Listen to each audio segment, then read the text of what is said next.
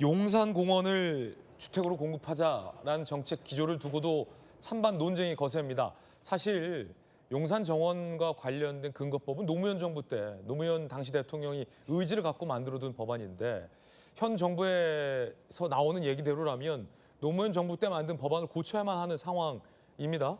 용산정원 주택 공급 여러분 어떻게 생각하십니까? 자, 대한민국 정부는 용산 어린이정원 용지에 청년 신혼부부 임대주택 단지를 조성하는 방안을 검토한다는 보도가 나왔습니다. 임대주택을 용산 어린이정원 허물고 짓겠다라는 건데 김윤덕 장관은 공원 전체를 후보지로 고민 중이다라고 부인하지 않았습니다. 서울특별시와 용산구는 도심 녹지에서는 안 된다라고 반대하고 있고요. 자, 청와대 경제성장수석 얘기 들어보시죠. 지난 13일 발언입니다.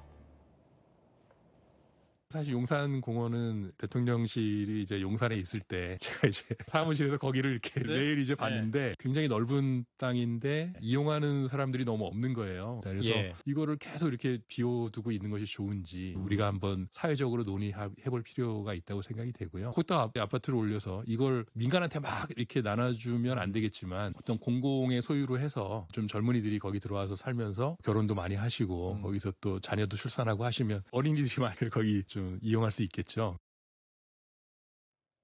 노무현 정부 때부터 서울 도심에 어찌 보면 센트럴파크, 도심의 허파 공간으로 만들고자 했던 이 용산에 있는 어린이 정원을 허물고 임대주택 단지를 짓겠다라는 구상입니다. 오세훈 서울시장은 강력 반대하고 있습니다. 들어보시죠.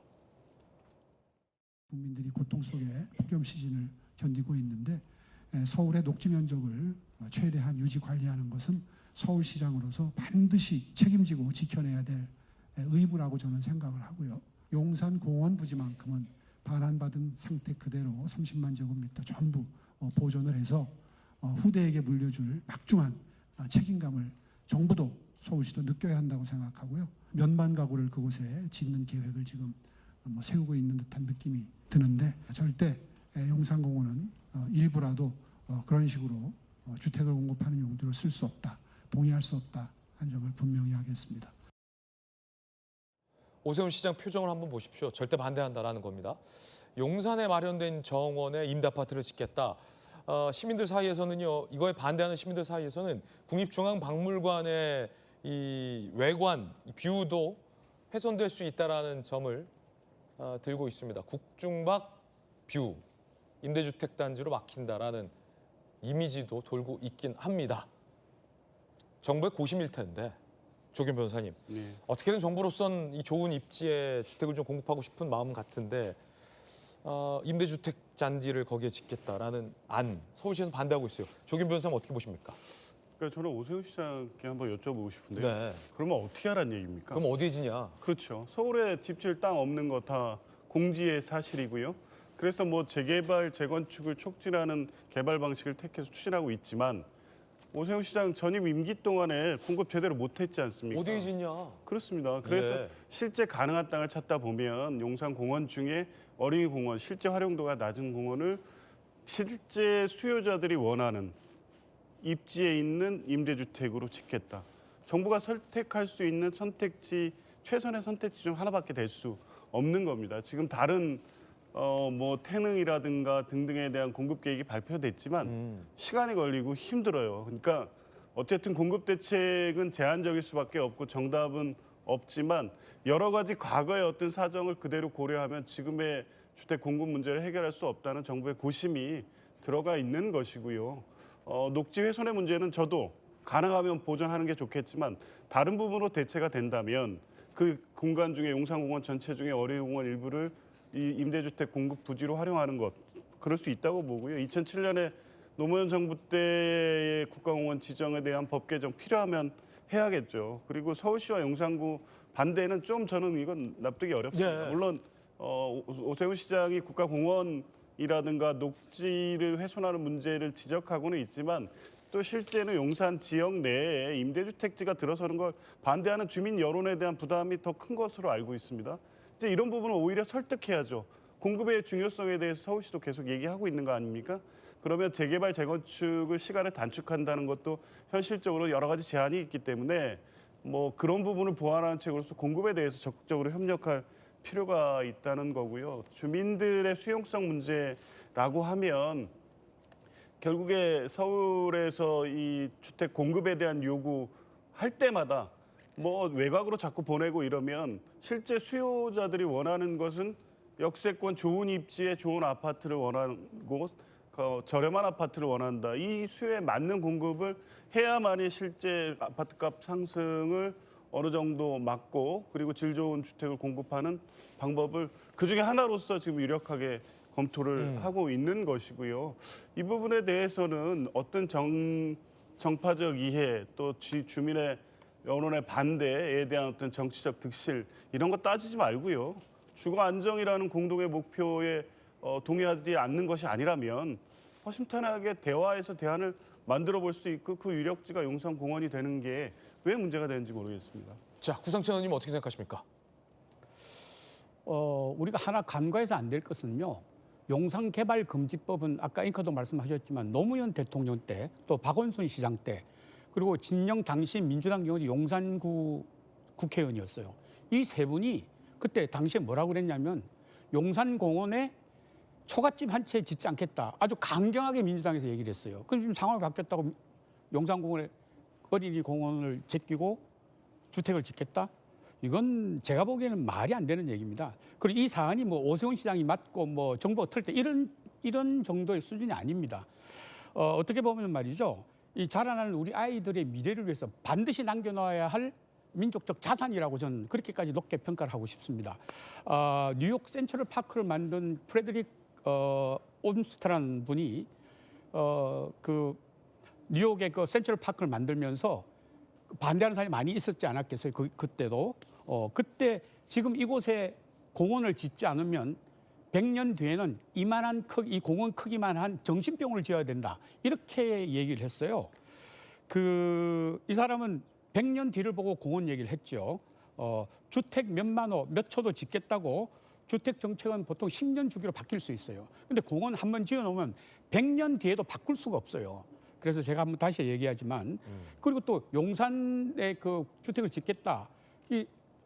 2030년 돼야 착공할 수 있습니다. 여러 가지 법 때문에. 그럼 지금 어떻게 주택 가격을 잠든다는 얘기예요. 이거 말이 안 되는 얘기죠. 그래서 이거는 아까도 말씀드렸지만 우리 자라나는 우리 아이들의 미래를 위해서 반드시 남겨낼 녹지라고 저는 그렇게 봅니다. 네, 싸늘한 부동산 민심에 정부는 서둘러 공급 대책을 내놨습니다. 용산공원 전체를 주택 공급지로 고민하고 있다고 밝혔습니다. 용산 어린이 정원에 공공소유 아파트를 짓는 구상도 검토되고 있는데 서울시는 마지막 남은 대규모 녹지라며 강하게 반발하고 있습니다. 용산공원 현장에 나가 시민들을 만나봤습니다. 배정현 기자입니다. 서울 도심 한가운데 용산공원. 100만 평, 여의도 정도의 규모입니다. 김윤덕 국토부 장관은 오늘 용산공원 전체를 주택공급지로 고민하고 있다고 밝혔습니다. 용산공원이 이제 100만 평 됩니다. 네. 주택이 필요하다 네. 하는 정도면 그런 부분들에 대한 의견들도 많이 있습니다. 용산공원은 거주 중인 주민이 없어 이주 절차가 필요 없고 토지를 사들이지 않아도 돼 주택 건설에 최적지라는 게 정부의 평가입니다. 하지만 용산공원에서 만난 시민들은 반대 의견이 많았습니다. 공원이 이렇게 넓게 깔려져 있고 산책하기에도 되게 좋은 것 같아서 그래도 저는 좀 후자 그대로 놔두는 게 좋을 것 같다. 서울에 대한 인식이 조금 더 회색 도시 같은 느낌을 줄 것 같습니다. 녹지 공간이 있어야 된다고 생각합니다. 그래도 노른자 땅 개발이 필요하다는 의견도 있었습니다. 그래도 용산 완전 노른자 땅이잖아요, 사실. 그래도 개발을 하는 쪽이 더 낫지 않을까. 이 중에서 용산 어린이 정원 개발은 가장 첨예합니다. 굉장히 넓은 땅인데 이용하는 사람들이 너무 없는 거예요. 좀 젊은이들이 거기 들어와서 살면서 그러면서 좀 뭐 결혼도 많이 하시고 서울 도심에 유일하게 남겨져 있는 녹지 공간입니다. 거기를 풀어서 주택을 공급하겠다, 특히 임대 아파트를 공급하겠다고 하는 것은 참으로 지혜롭지 못한 판단이다. 김 장관은 20일 오 시장과 만나 협의하겠다고 밝혔습니다. 서울에 이 새로 아파트 지을 땅이 별로 남아있질 않죠. 그러다 보니 이 용산공원 개발에 관심이 쏠리고 있습니다. 이달 중으로 용산공원 일부를 개발할 수 있도록 그 요건을 마련하는 특별법이 여당 주도로 처리될 예정인데요. 아파트 공급을 위해 녹지를 얼마나 줄이는 게 맞나, 이 콘크리트 숲이 자칫되는 건 아닌가 우려의 목소리도 나옵니다. 이솔 기자가 취재했습니다. SNS에서 화제가 된 가상 이미지입니다. 어떤 미래를 원하느냐는 문구와 함께 울창한 용산공원, 빽빽한 아파트 단지가 대조적입니다. 8월 13일 무슨 일이 벌어지는지 알고 계시나요? 라는 제목과 공사장으로 변한 용산공원, 국립중앙박물관의 조망을 아파트가 가로막은 그림도 있습니다. 용산공원 개발 움직임에 주민들 반발이 나오고 있습니다. 여당 주도 처리가 임박한 용산공원 조성 특별법 개정안은 미군기지 반환 부지를 국가공원으로 조성하되 녹지 비율을 낮춰 주택 공급을 늘리는 내용을 담고 있습니다. 용산공원 일부와 용산 정비창, 주변 미군 반환 부지 등이 주택 공급 후보지로 거론됩니다. 국립중앙박물관을 찾은 시민들은 바로 옆 용산공원에 아파트가 들어서면 이 남산경관이 가로막히고 휴식 공간이 사라질 수 있다며 우려하고 있습니다. 아파트도 중요하긴 하지만 그래도 시민의 휴식 공간이 아무래도 중요하다 보니까 남기는 쪽이 좋지 않을까 생각합니다. 여당 관계자는 미군 기지를 포함해 일부를 아파트로 공급할 뿐 콘크리트 숲으로 바뀐다는 건 사실이 아니라고 해명했습니다. 채널A 뉴스 이솔입니다. 여당의 당대표 후보도 정부의 이번 세제 개편안과 부동산 대출을 강하게 비판했습니다. 송영길 후보입니다. 대통령 지지율 하락을 보세요. 부동산 잘못 다루기 때문에 발생한 겁니다. 부동산 세금 손대지 말라는 게 일반적인 주장이다. 한 가구 1주택 부동산 종부세, 양도세 걷어봤자 1조. 50조의 추가 세수가 나는데 왜 1조에 목숨을 걸라고 그러냐. 송영길 후보가 맞는 비판했다라는 민주당 내에 반응들이 많습니다. 왜 여기에 목숨 거냐? 이해가 안 된다. 송영길 후보가 모처럼 사이다 돌직구를 던졌습니다. 그런가 하면 세간에서는 황희 의원이 제안했던 이 폐버스 논란에 이어 현 정부의 주택 공급 대책 중 하나인 용산 어린이 정원에 임대주택을 짓겠다라는 것과 관련해서 국중박 아파트 뷰다라며 논란이 일고 있는 사진이 있습니다. 보시죠. 세계가 찾는 국립중앙박물관 아파트로 가리겠습니까? 국중박에 가보신 분은 아시겠지만 국립중앙박물관에 딱 가면 그 중앙 홀에서 저렇게 멋진 남산과 남산 타워 전경이 보입니다. 저기가 세계인들의 사진 명소인데 이 용산 어린이 정원에 임대주택을 정부 안처럼 짓게 되면 저렇게 국중박의 뷰가 꽉 막힌다라는 논란이 일고 있습니다. 국회 국토위 소속 민주당 의원, 용산 어린이 정원 임대주택 문제로 항의 문자 많이 받았다.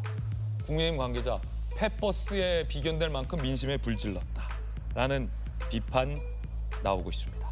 김광삼 변호사님 어떻게 보십니까? 국중박 아파트 뷰. 저 먼저 제가 말씀을 드리기 전에 일단 부동산 세제 개편도 마찬가지고 그다음에 대출 규제도 마찬가지고 저게 누구를 위한 세제 개편이고 누구를 위한 대출 규제인지 도대체 이해가 가지 않아요. 국민에게 고통을 위한 국정운영이라 이렇게 볼 수밖에 없어요. 자, 아까 우리 얘기했잖아요. 부동산 세금과 관련해서 제가 집을 팔 때 제가 계산할 수 있어요. 자, 이재명 대통령, 구인철 장관 아마 집 한 채 딱 놔두고요. 약간의 거기에 조금만 섞어서 세금 계산을 하고 계산할 수 있어요? 본인도 계산할 수 없는 세제 개편을 한다는 거예요. 이거 얼마나 웃기는 일입니까? 대출 규제 마찬가지죠. 뭔가 필요로 하고 있고 신용도 좋고 그다음에 담보로 제공할 수 있으면 대출 받아야 하는 거 아니에요? 이게 민주국가 아닙니까?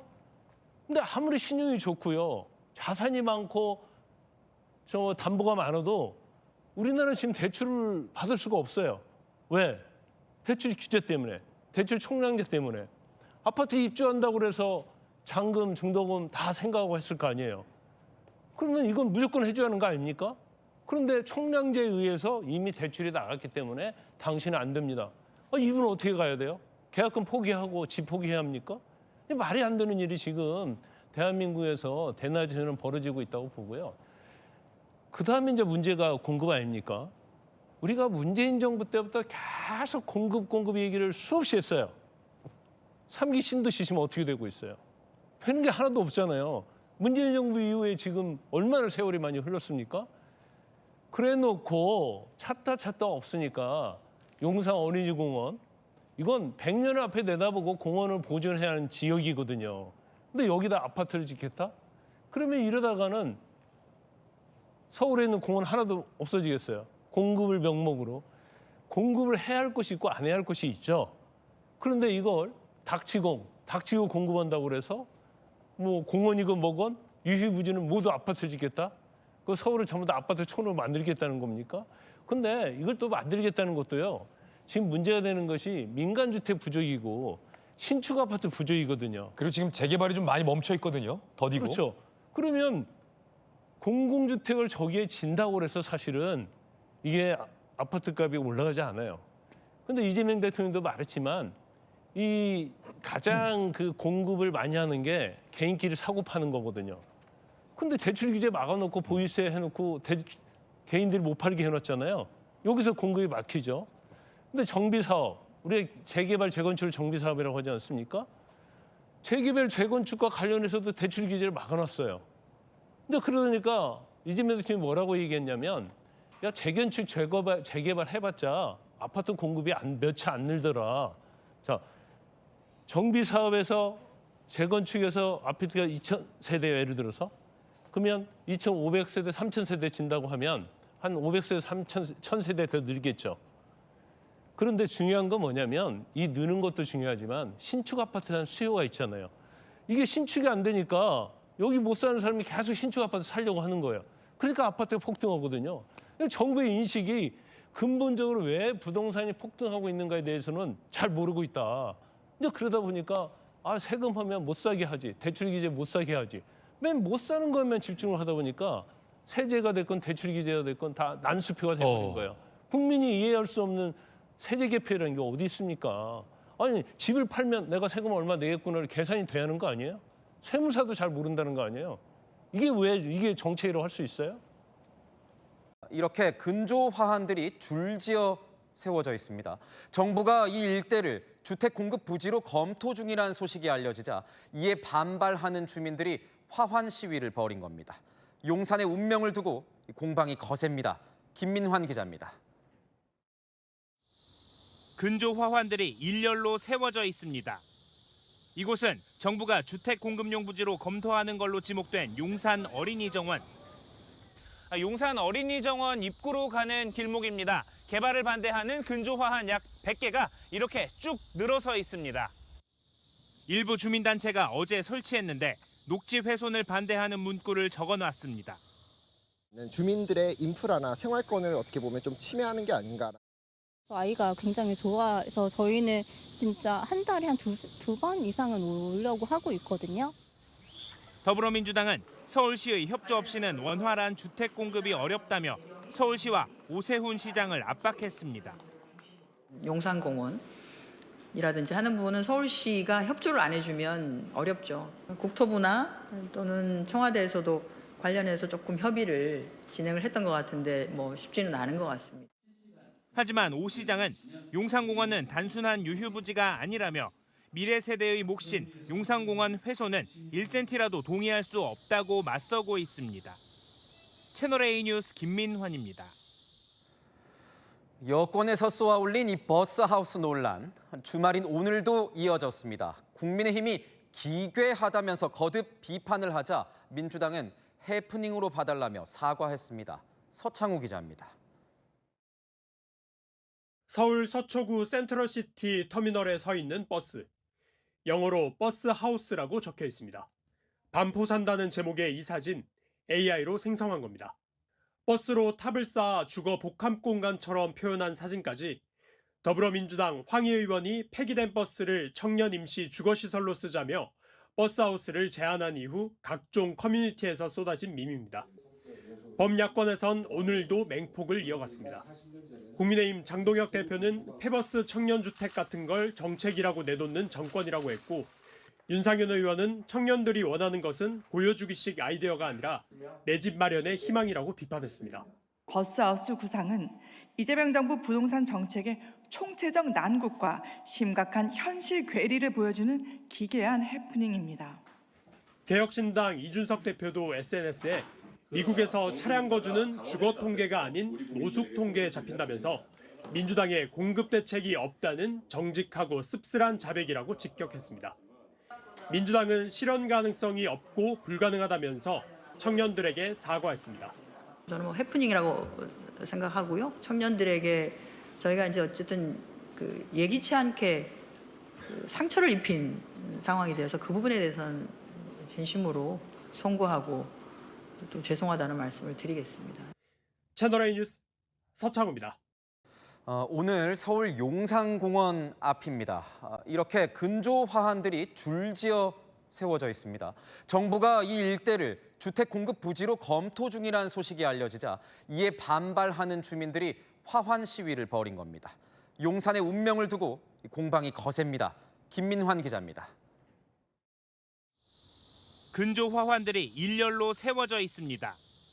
이곳은 정부가 주택 공급용 부지로 검토하는 걸로 지목된 용산 어린이정원. 용산 어린이정원 입구로 가는 길목입니다. 개발을 반대하는 근조 화환 약 100개가 이렇게 쭉 늘어서 있습니다. 일부 주민단체가 어제 설치했는데 녹지 훼손을 반대하는 문구를 적어놨습니다. 주민들의 인프라나 생활권을 어떻게 보면 좀 침해하는 게 아닌가. 아이가 굉장히 좋아해서 저희는 진짜 한 달에 한 두 번 이상은 오려고 하고 있거든요. 더불어민주당은 서울시의 협조 없이는 원활한 주택 공급이 어렵다며 서울시와 오세훈 시장을 압박했습니다. 용산공원이라든지 하는 부분은 서울시가 협조를 안 해주면 어렵죠. 국토부나 또는 청와대에서도 관련해서 조금 협의를 진행을 했던 것 같은데 뭐 쉽지는 않은 것 같습니다. 하지만 오 시장은 용산공원은 단순한 유휴부지가 아니라며 미래 세대의 몫인 용산공원 훼손은 1cm라도 동의할 수 없다고 맞서고 있습니다. 채널A 뉴스 김민환입니다. 여권에서 쏘아올린 이 버스하우스 논란, 주말인 오늘도 이어졌습니다. 국민의힘이 기괴하다면서 거듭 비판을 하자 민주당은 해프닝으로 봐달라며 사과했습니다. 서창우 기자입니다. 서울 서초구 센트럴시티 터미널에 서 있는 버스. 영어로 버스 하우스라고 적혀 있습니다. 반포 산다는 제목의 이 사진 AI로 생성한 겁니다. 버스로 탑을 쌓아 주거 복합 공간처럼 표현한 사진까지 더불어민주당 황희 의원이 폐기된 버스를 청년 임시 주거시설로 쓰자며 버스하우스를 제안한 이후 각종 커뮤니티에서 쏟아진 밈입니다. 범야권에선 오늘도 맹폭을 이어갔습니다.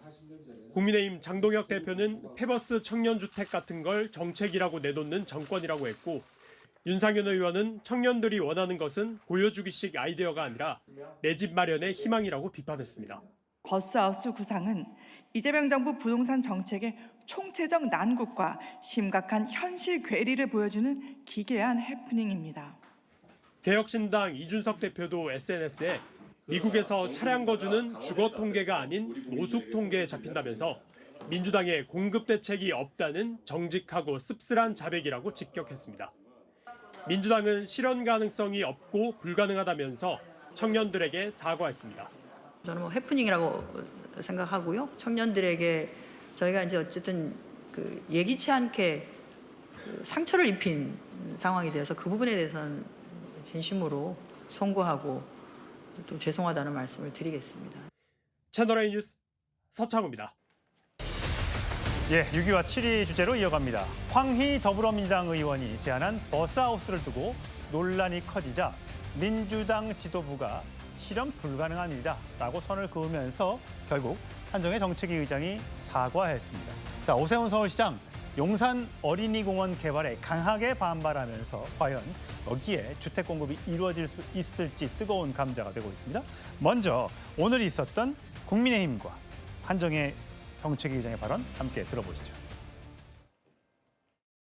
저는 뭐 해프닝이라고 좀 봐주셨으면 좋겠는데요. 실현 가능성이 거의 없고 불가능하고 우리 같은 경우에는 그리고 뭐 여름과 겨울이 너무 극렬하게 다르기 때문에 불가능한 상황입니다. 그런 것들이 들어갈 수 있는 공간 유휴부지라고 하는 것이 없고요. 유휴부지가 있다면 그냥 집을 짓는 게 훨씬 더 나은 정도니까요. 청년들에게 예기치 않게 상처를 입힌 상황이 되어서 진심으로 송구하고 또 죄송하다는 말씀을 드리겠습니다. 버스하우스 구상은 이재명 정부 부동산 정책의 총체적 난국과 심각한 현실 괴리를 보여주는 기괴한 해프닝입니다. 예, 버스하우스 금방 SNS 글을 썼다가 내렸고 또 아이디어 차원이란 글도 바로 내렸습니다만 후폭풍이 계속되고 있습니다. 뭐 정책위 의장마저도 실현 가능성이 없고 해프닝으로 봐달라고 이야기했을 정도니까 황희 의원의 개인적인 생각이었겠죠. 김보미 전 강진구의 의장은 넓은 집, 본인들은 넓은 집에 좋은 동네에 살면서 청년에겐 폐버스에 살아라? 내로남불의 탁상공론이다라고 주장했고요. 이동학 전 최고위원도 삶은 캠핑이 아니다. 폐버스 발언이 불을 지르고 있다. 예, 조국혁신당에서도 무맥락, 무현실감, 무책임감, 산무제한이다라고 비난이 쏟아졌습니다. 자, 홍석준 전 의원 볼 때는 그 폐버스 제한 어떻게 딱 첫인상이 어땠습니까? 저는 너무 무책임하고 현실을 전혀 모르고 있다는 생각이 많이 들었습니다. 황희 의원은 삼선의 문화관광부 장관까지 한 민주당의 중진 의원인데 어떻게 이렇게 현실 감각 없는 이야기를 했을까 하는 어떤 생각이 들었습니다. 첫 번째는 지금 네덜란드의 그 보트하우스를 뭐 벤치마킹해서 비교를 하는데 완전히 두 가지 개념이 다릅니다. 왜냐하면 첫 번째 다른 것은 네덜란드의 보트하우스는 폐보트가 아니라 그 수상용 가옥을 위해서 미리 사전에 만들어진 새로운 어떤 개념의 어떤 그 보트입니다. 그런데 지금 버스는 폐버스를 활용한다고 하니까 완전히 지금 처음 어떤 개념부터 다른 것이고요. 두 번째는 네덜란드의 보트하우스 같은 경우는 고정되어 있습니다. 그러면 우리 그 버스 하우스 같은 경우는 고정을 그럼 해야 되는 건데 왜냐하면 건축물은 고정을 해야 되기 때문에 그렇죠. 그런데 고정을 하는 순간 어떻게 되냐면 그 토지는 그럼 또 어떻게 보유를 하는 것이죠. 그렇죠. 그 많은 버스를 주차해야 되니까요. 그렇습니다. 그렇기 때문에 완전히 두 가지 개념도 완전히 다른 것인데 폐버스 하우스를 이야기하니까 결국은 지금 이재명 민주당 정권에서는 이 주택 공급이라는 기본적인 어떤 그런 인식 내지는 준비가 부족하구나 하는 어떤 생각이 들 뿐만 아니라 특히 지금 청년청이나 서민청으로 봤을 때는 지금 갭 투자도 금지돼 있죠. 그다음에 주담보 대출도 규제돼 있고 하니까 사실상 지금 이제 그 주거를 마련할 수 있는 그런 재원이 봉쇄된 가운데서 폐버스 하우스라고 이야기를 하니까 굉장히 청년들을 중심으로 해서 분노할 수밖에 없는 것이죠. 곧 결혼을 앞두고 있는 성치훈 부대변인, 집은 마련했습니까? 준비 중입니다. 네. 준비 중이죠.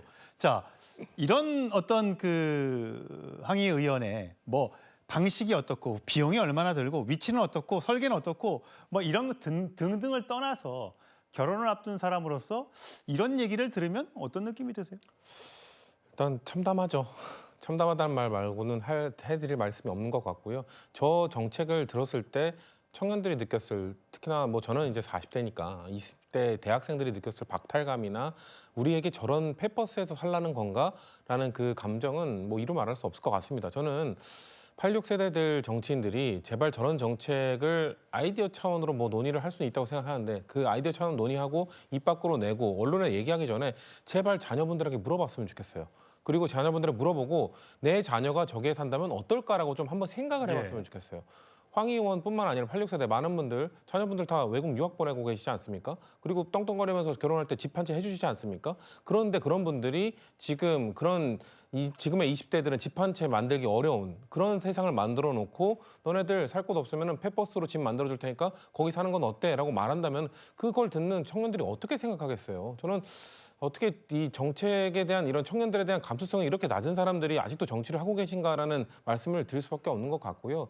저는 황희 의원이 정말 앞으로 계속 정치를 하고 싶으시면 이렇게 상처받은 청년들을 위해서 어떻게 이 청년들을 위한 정책들을 계속 정말 좋은 정책이에요. 이런 폐버스 같은 정말 말도 안 되는 정책이 아니라 청년들이 느낄 때 아, 이 국회의원은 정말 우리를 위하는구나라는 느낌을 받을 정책들을 정말 남은 임기 동안 쏟아내지 않으면 앞으로 정치하기 힘들 거라 생각합니다. 지금 단순히 그냥 본인의 정치 생명이 저는 위협을 받는다는 걸 넘어서서 우리 진영, 이재명 정부 전체에 너무 큰 타격을 줬기 때문에 정말 각성하셔야 된다고 생각합니다. 예, 뭐 지금 청년 세대 부글부글하죠. 온라인 커뮤니티에 있는 댓글들을 제가 정리를 했는데 뭐 너무 많아서 일부만 정리했습니다.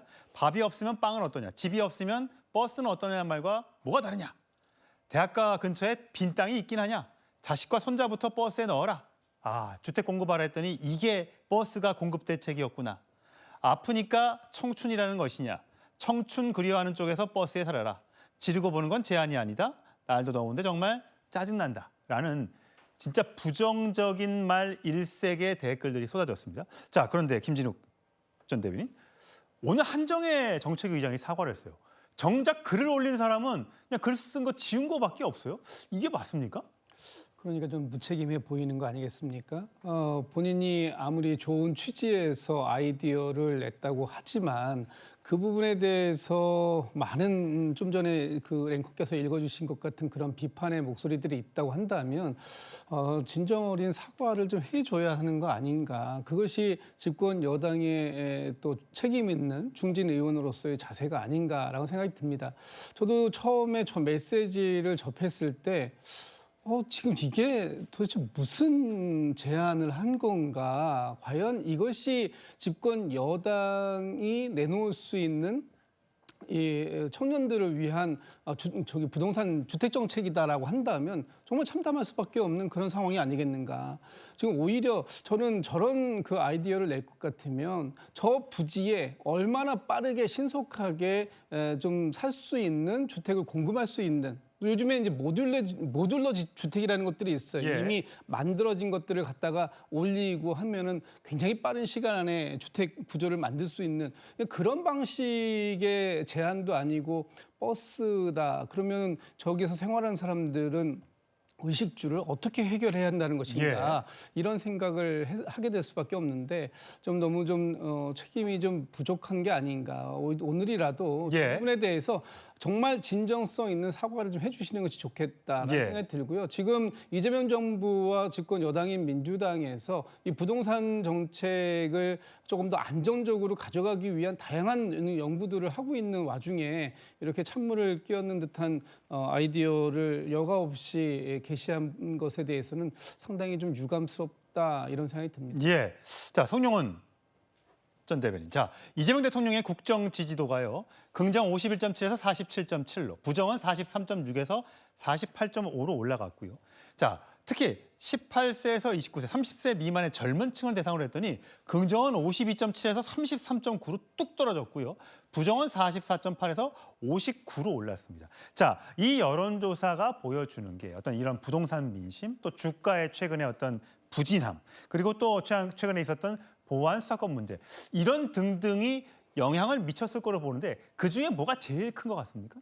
보안 수사권 문제와 부동산이죠. 그리고 저희가 방금 그래픽에서 본 것보다 다음 주, 다다음 주가 되면은 대통령의 국정수행 지지율이 훨씬 더 많이 빠질 겁니다. 왜냐하면 저 조사 시점이 민주당의 3선 중진인 서울 양천갑을 지역구로 두고 있는 황희 의원이 그 어처구니 없는 버스하우스 발상을 SNS에 올리기 전이거든요. 그렇죠. 아직 반영되기 전입니다. 그러면은 다음 주쯤 조사해 보면은 그 이슈가 모두 반영되면서 지지율이 훨씬 더 많이 빠질 거예요. 왜 제가 이렇게 말씀드리냐면 이것을 자꾸 민주당에서는 황희 의원 개인의 아이디어 차원으로 축소하려고 합니다. 한정혜 정책위원장도 해프닝이라고 하잖아요. 그런데 이 지점에서 낸 것은 민주당의 처참한 정책 역량입니다. 앞서 홍석준 전 의원께서도 잠시 땅 문제를 말씀하셨는데 설령 천보만보 양보해서 버스를 사람이 살 수 있게 개조할 수 있다 손 치더라도 그 버스 만 대를 한 곳에 모아놓으려면 적당한 이격거리를 두고 통행로도 확보해야 될 거 아니에요. 그 땅을 제가 시뮬레이션에서 계산해봤더니 줄 잡아서 25만 평 정도가 필요합니다. 엄청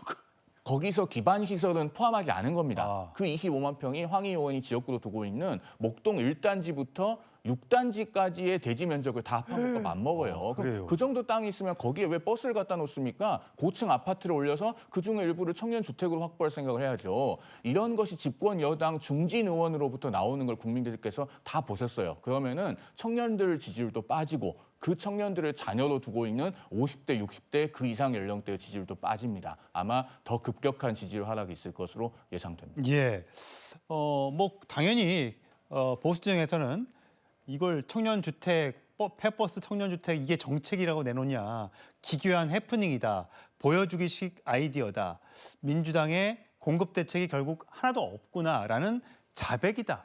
이런 비판이 쏟아지고 있습니다. 정부가 조만간 공급 대책을 또 발표한다고 하는데 이미 세제 대책을 발표했는데 그것이 또 전월세 값을 올릴 것이라는 우려가 나오는 상황에서 이번에 제대로 된 공급 대책이 나오지 않는다면 다시 황희의원의 이 아이디어가 회자가 될 수 있을 거라서 정부의 고민이 깊을 것 같습니다. 자, 정부 주택 공급 대책의 최대 변수로 이 서울시와의 협의가 꼽히고 있죠. 용산 어린이공원 이걸 어떻게 할 것인가? 여기다 집을 지을 것인가? 오세훈 서울시장 절대 안 된다고 주장하고 있습니다. 그 발언 준비했습니다. 중앙정부가 어떤 공급책을 내놓을 때 국유지를 활용하는 방안에 대해서는 서울시와 논의를 선행하지 않습니다. 지금까지의 행태를 보면 그렇습니다. 직전에 통지 정도만 하지 않을까 하는 불안감이 생겨서 미리 말씀드리면 이건 절대 있을 수 없는 일입니다. 서울의 녹지 면적을 최대한 유지 관리하는 것은 서울시장으로서 반드시 책임지고 지켜내야 될 의무라고 저는 생각을 하고요. 예, 정부가 여러 차례 공급 대책도 내놨었죠. 뭐 태릉 CC에다가 아파트를 올리겠다. 또 용산 국제단지를 개발하겠다 등등이 나왔는데 지금 이제 하나 나온 게 이 용산 어린이공원이에요. 그런데 절대 여기는 안 된다.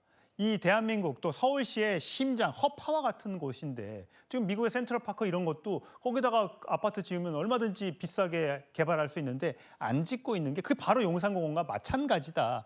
물론 정부에서도 당연히 서울시의 협조가 없으면 여기다가 하는 건물을 부동산을 개발하기가 어렵겠죠. 홍 의원님 보시기에는 이 용산 안에 그 어린이공원에 집을 짓는 게 좋다고 보십니까? 공원 남겨놓는 게 좋다고 보십니까?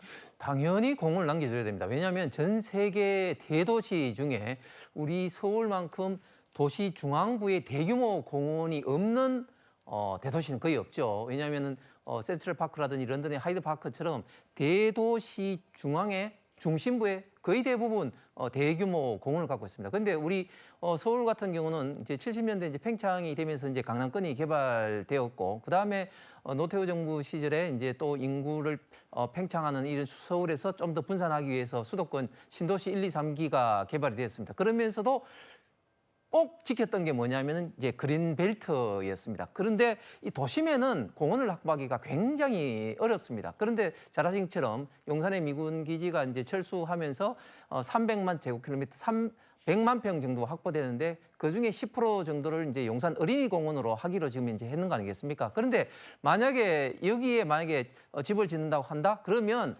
앞으로 서울 도심 내에는 이런 어떤 공원 부지를 확보하는 것은 사실상 불가능합니다. 그래서 주택 공급도 물론 중요하지만 그러나 주택 공급 못지않게 중요한 것이 결국은 도심 인프라, 그다음에 또 교육, 특히 이 녹지 공간, 공원의 확보는 대단히 중요한데 그런 면에서 이 용산 어린이공원 부지에 그냥 집을 짓는다, 아파트를 짓겠다 이런 어떤 발상은 저는 결코 해서는 안 된다고 생각합니다. 김지욱 대표님, 지금 정부의 고민은 그거예요. 그럼 어디다 지어야 되느냐? 주택 공급은 하라고 하는데 지을 때가 마땅치 않다. 그래서 오세훈 서울시장은 재개발, 재건축 빨리빨리 허가 내주면 된다. 근데 대통령 생각에서는 또 재개발, 재건축하면 또 그 사람들이 어디 이주해야 되고 또 그동안 또 집값 오르고 이런 걸 또 걱정하니까 여기에서 이 생각에 불일치가 있는 거 아닙니까? 그렇습니다. 그런데 둘 다 중요하지 않겠습니까? 어쨌든 공공택지를 만드는 것도 중요하고요. 기존에 있는 재개발, 재건축 수요들을 좀 활용하는 것 두 개 다 중요합니다. 그런데 재개발, 재건축은 평균 한 10년 정도의 시간이 걸린다라는 거 아닙니까? 지금 오세훈 시장께서 신통기획이라고 해가지고 그 기간을 대폭적으로 줄이겠다라고 하지만 지난 5년 동안 서울시정을 책임지고 있는 오세훈 시장께서 다 못 해내고 있는 거 아니에요. 그렇다면 어딘가 공공 택지를 조성할 수밖에 없는 것이고 그중에 용산공원도 하나의 대상이 될 수 있는 거죠. 24년도에 오세훈 시장께서 서초구에 있는 서리풀 지역에 대한 그린벨트 해제에 동의하셨습니다. 그때도 미래 세대를 위한 결정이셨습니까? 그렇다면 어느 정도 이 양측이 절충할 수 있는 안들을 가지고 얘기를 해야 되는 거 아닐까? 지금 이 청년 세대들에게는 오케이, 집 주어질 테니까 저기 서울에서 한 2시간, 3시간씩 떨어져 있는 곳으로 나가서 거기서 집 구하세요. 이렇게 지금 말씀하실 수 있는 상황은 아니잖아요. 어쨌든 청년들도 서울 안에서, 대도심 안에서 그 교통 편의가 있는 곳에서 출퇴근하면서 일상을 누릴 수 있는 권한을 달라고 얘기를 하고 있는데 그럼 어느 지역이 어디가 가능한지 서울시에서도 재개발 재건축을 제외한 공공택지에 대한 부분도 함께 고민을 해야 되는 그런 시점 아닐까라는 생각이 듭니다. 예, 용산의 지역구를 둔 또 용산을 담당하고 있는 자치단체장도 여기에 대해서 좀 반발하고 있는 것 같습니다. 영상으로 준비했습니다. 용산의 녹지가 되어야 할 우리 용산공원을 여기 아파트를 짓겠다고 하는 이런 발상 어디서 나온 겁니까? 정부와 여당의 움직임은 반드시 백지화되고 서울 전체 대한민국 발전에 도움이 되는 방향으로 다시 설계돼야 될 것입니다.